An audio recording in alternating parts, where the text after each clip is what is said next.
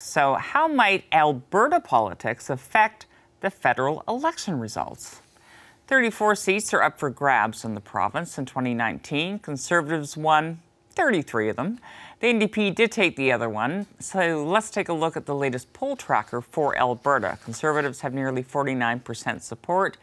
The Liberals and NDP are tied at about 20% each. The Greens at 2.6%. Other parties like the People's Party and Maverick are at 8%. So how might those numbers translate into seats? Melissa Cowett is a public policy consultant and former special assistant to former Alberta Premier Jim Prentice. She joins us from Vancouver. Corey Hogan is the former managing director of communications for the Alberta government. He's in Calgary. And Leah Ward is a former director of communications to the Alberta NDP, and Rachel Notley, now director of campaigns at Metric Strategies. And she's in Edmonton. Good to see all of you. See you too.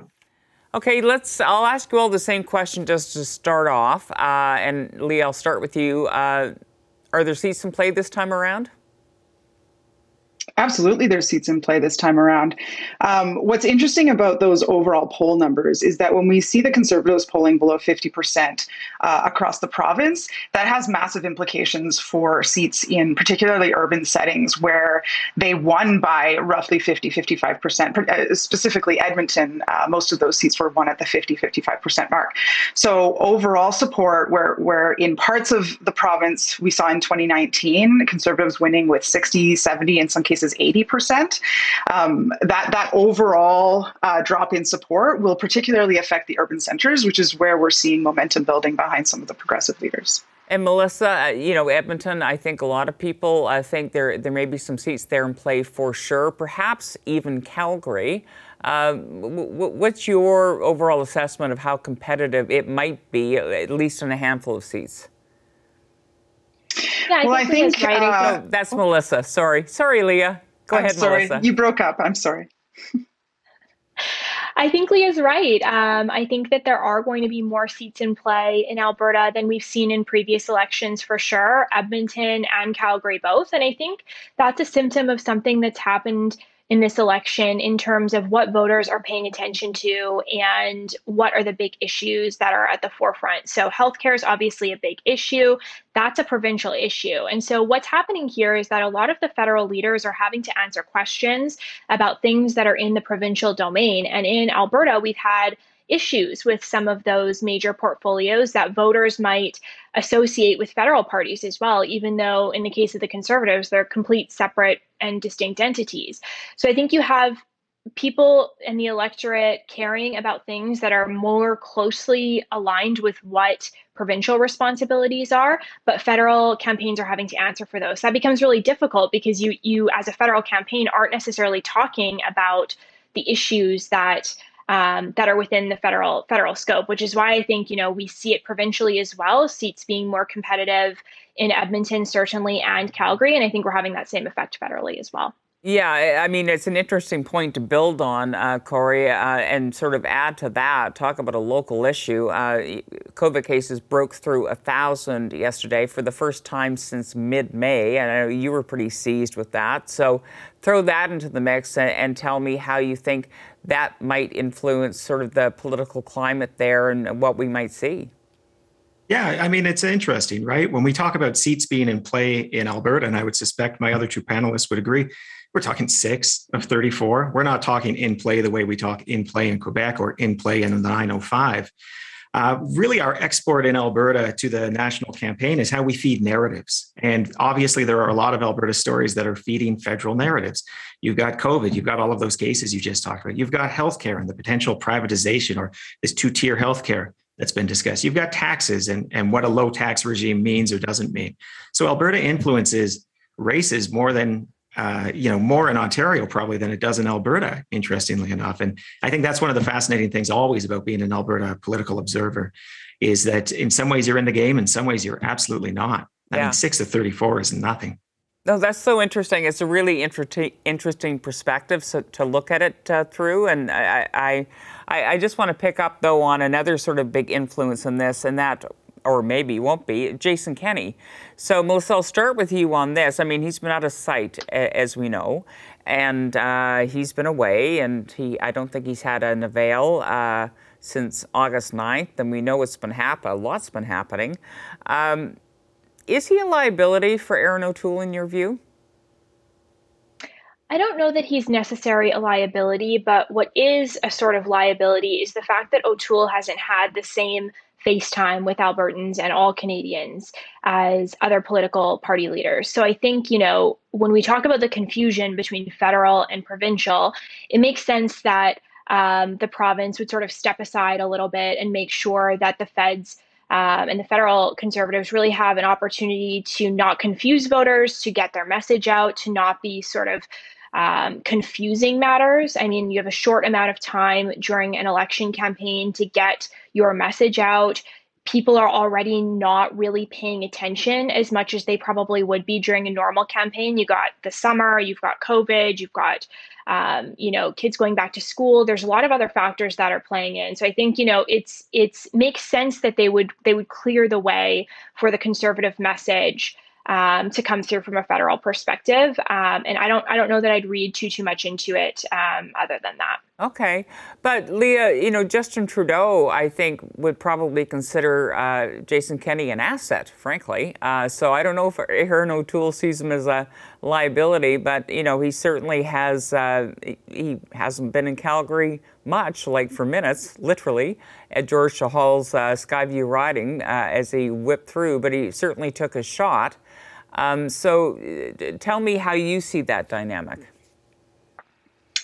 Well, I think to Melissa's point about voters maybe not knowing O'Toole very well, Kenney becomes a really easy proxy, sort of a stand-in, if you will, for attacks against Conservative leaders. And that you mentioned Justin Trudeau's stop in Calgary Skyview, and he did exactly that. He took the opportunity to talk about Kenney's failures when it comes to managing the pandemic as a way to warn people against voting for Erin O'Toole as the Prime Minister. Whether or not, I think it's quite plausible to argue that Kenney has had an effect on O'Toole's approval numbers in Alberta. And I think part of that is that O'Toole's campaign is focusing on things like job creation and the deficit, but using some of the similar plays that Kenney used in 2019 that have garnered very little result for Albertans. So I think there's a level of skepticism for voters when they look at a plan that looks very similar to what was presented in 2019. And Corey, do you want to pick up on that? I'm really curious to know what you see as the dynamic between O'Toole and Kenney and Trudeau. Yeah, I mean, it's the old Facebook, it's complicated, right? It cuts in so many different ways. In general, I think Erin O'Toole, it's hard to argue that he's got a friend in Jason Kenney, at least as far as the polls go, because we've got right now in Alberta, you mentioned 49% would vote Conservative. In 2019, they got 69% of the vote. That's a big drop, and it's largely to the benefit of the NDP and Liberals, depending on the poll. But Erin O'Toole is also one whose COVID policies are really, or his concern about COVID is the highest. Hey, why are we having this campaign during COVID-19? I think that in Alberta, you've got some keyed up anxiety about COVID. So it cuts in weird ways. And I would say it's not entirely cut and dry, but there's a reason I think that the Premier of Alberta has taken kind of a low profile over the last bit.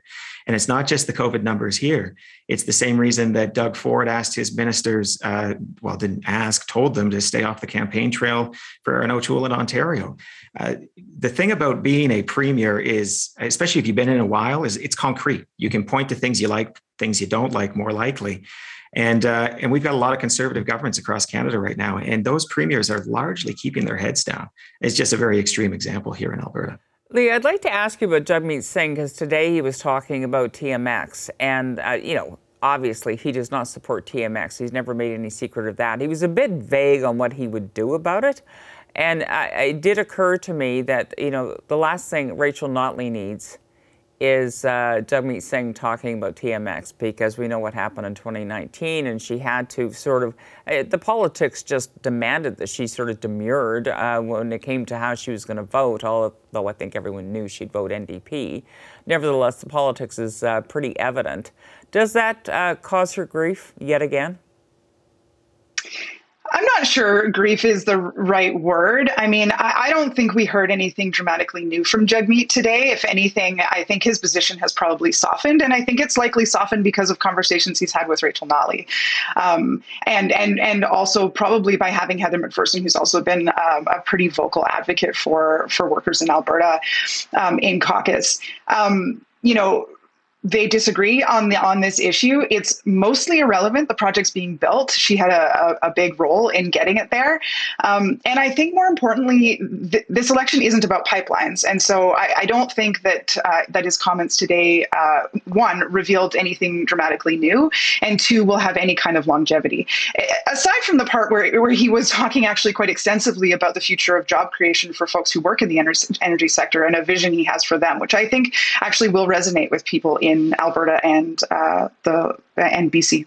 That sounds a lot like that just transition, but I guess the risk, Corey, is that I understand what Lee is saying, but it still, for some, would be salt in a wound, wouldn't it, to bring up TMX again and how the NDP doesn't support it?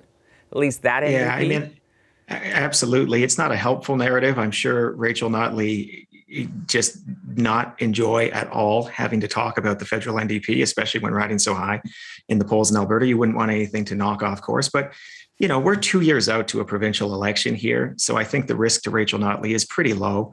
You've got a situation where TMX will largely be built and operating by the time we get to the next provincial election. And time heals all wounds is a good opportunity, I think, to build some NDP strength and create that cross promotion of staff that has always been a strong suit of the NDP.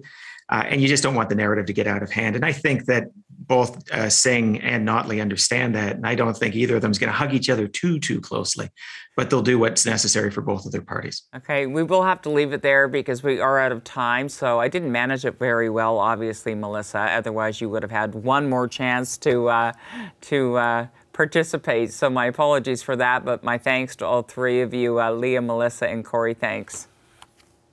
Thank you. Always a pleasure. Hi, I'm Vashi Capellos, host of Power in Politics. See more of our show by subscribing to the CBC News channel or click the link for another video.